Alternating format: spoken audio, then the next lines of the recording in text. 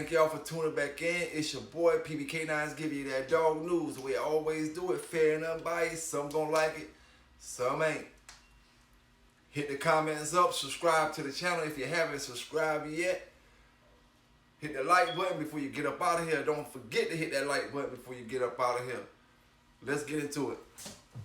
Alright, today we're talking about Revolucion Kennels, Bola De Fuego.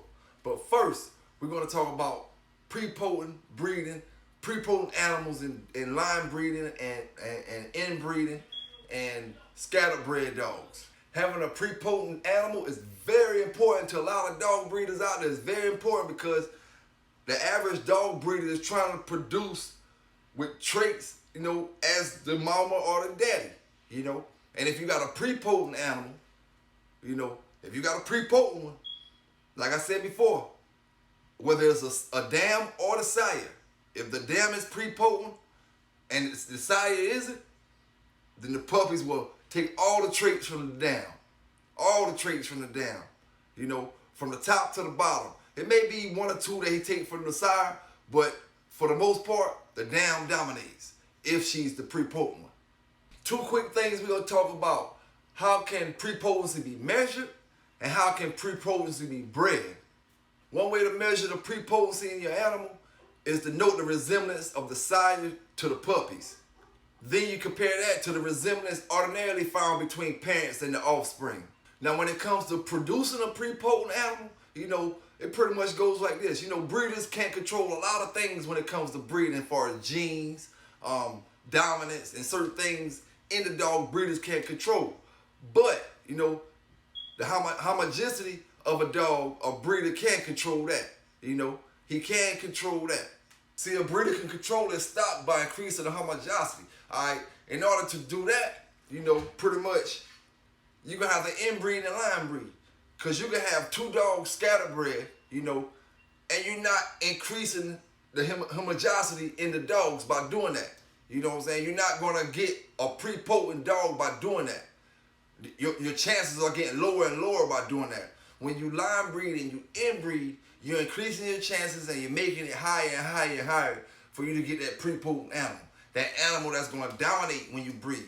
No matter who you breed it to, it's dominating the genes. You know what I'm saying? And the thing about the difference between a pre-potent dam and a pre-potent sire, you only get so many breedings from that dam. You know what I'm saying? You might go a couple years and only got a couple breedings of that dam.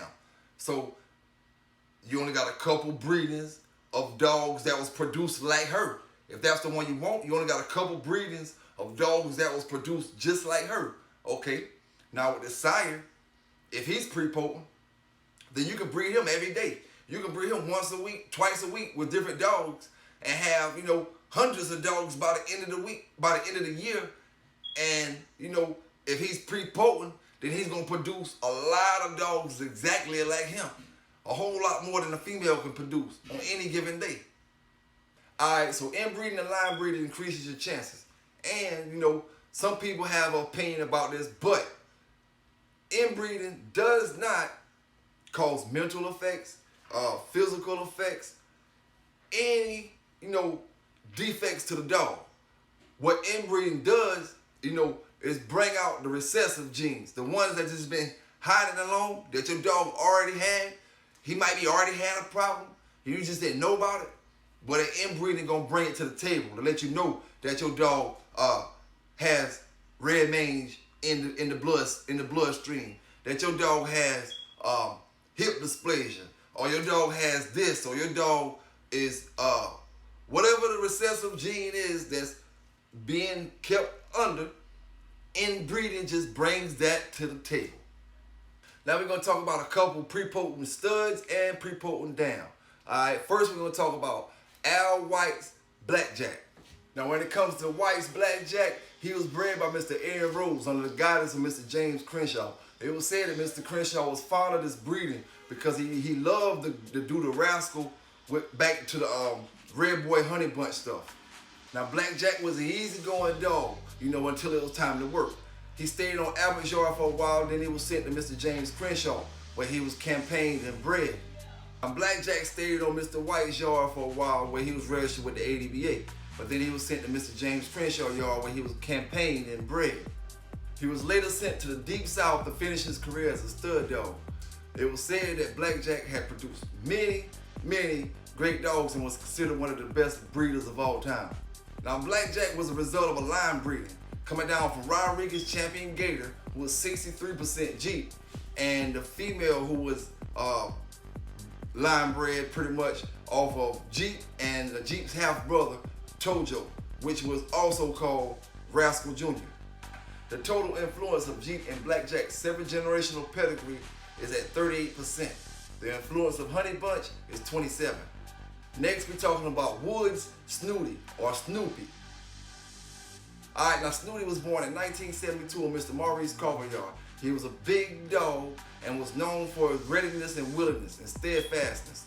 When you hear me say Snoopy at the beginning, it's because the story goes that, his name was really supposed to be Snoopy, but it was a typo when they sent the papers in.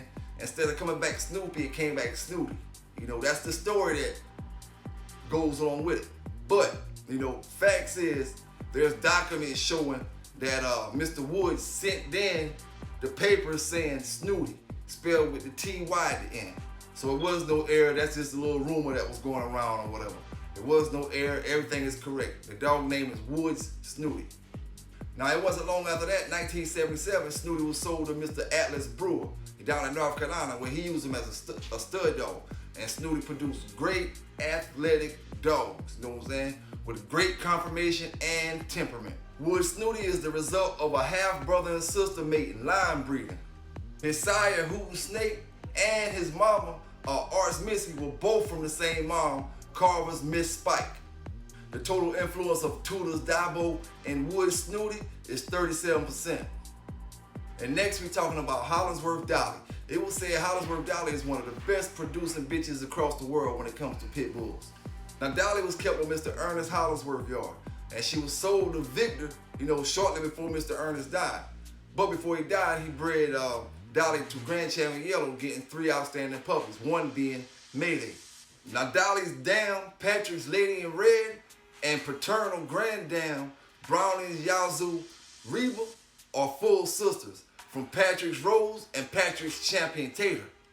Alright, the Patrick bloodline is based off 2 dogs, 2 dogs, the Bolo and the Tombstone.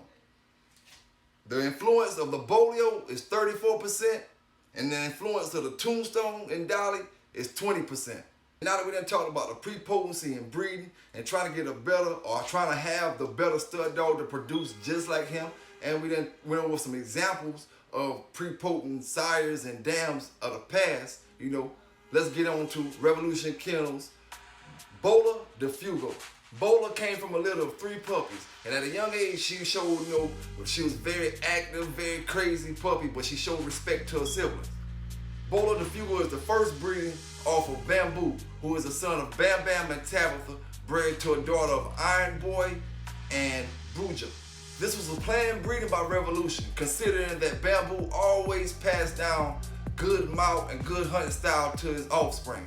And considering Bruja always made high intense dogs in her breeding, high intense puppies in her breedings, this combination was a success. Bola De Fuego's first test was against a dog named Matrix, Matrix. And that was over pretty fast, 15 minutes. 15 minutes, they say Matrix, completed her courtesy to prove that she was a dead game dog, because that's all she had, in them 15 minutes after seeing Bolo.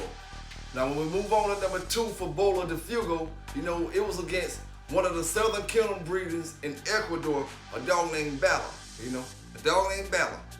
She was supposed to be a tough dog, but in 25 minutes, she was submitted. And Bala too, just like the one before, she did a good courtesy scratch, proved that she was dead game. Because from what I hear, they would have been dead. Now when it comes to number 3, Bola De Fuego was to me the Eli Boudreaux Little Gator bloodline dog. Alright, the Eli Boudreaux dog I'm talking about name was Bootlegger. Alright, when the day of the hunt, Bootlegger came in over and Bola De Fuego came in under. Make a long story short, they paid the forfeit. Revolution decided to go ahead along with it. 53 minutes later, Bootlegger was out of the picture. Bootlegger was out of the picture. His owners didn't want a courtesy scratch. 53 minutes. 3 for Bola De Fuego. Now, I ain't sure what happened after the 3rd. I'm not sure about the 4th or 5th or whatever like that. But from what I hear, Bola De Fuego was a great dog herself. She was a great dog. I'm not sure what she produced. You know, maybe some guys or you guys out there that may have Bola De Fuego in your pedigrees, you know, and let me know how she produced, or tell me, you know, show me some pedigrees as far as some of the stuff that she has produced over the days, or some of the stuff that she's been bred with. Now that's just a little info about Revolution Kennels, Bola De Fuego. I ain't gonna hold y'all here too long. Appreciate y'all subscribing to the channel. Hit the comments up at the bottom. Hit the like buttons up. It's your boy PBK9 giving you that dog news the way I always do. Fair and unbiased. Some gonna like it, some ain't. Y'all have a good day. I'm up out of here.